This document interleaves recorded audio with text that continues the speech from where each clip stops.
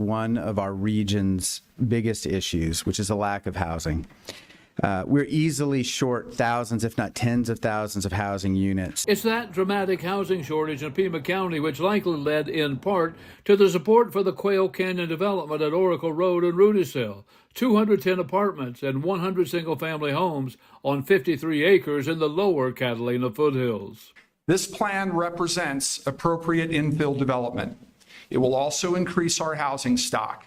Although it is not affordable housing, it is marketplace housing. It doesn't matter much right now what kind of housing gets built as long as it's housing. Tomorrow, the Tucson City Council will discuss tiny houses. What kinds of zoning changes and construction modifications would be needed to construct tiny home communities? My vision is to let's amend our building codes so that we can create tiny home villages within and around the perimeter of Tucson. Whatever gets built in Tucson, it will take years, if ever, to catch up. According to this graphic, home building in Pima County is at its lowest level since the Great Depression nearly a century ago. Much of that because zoning laws can be prohibitive. It's just really not efficient for developers to have to go through, year and a half process to get housing built. And so I think that fortunately, we're starting to see some discussion around that. The Morrison Institute in Phoenix released this report a year ago and entitled Shoestring Away from Nothing,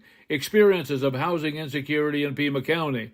And it's not always who you might think. What we're finding in these focus groups is, these are teachers and firefighters and people who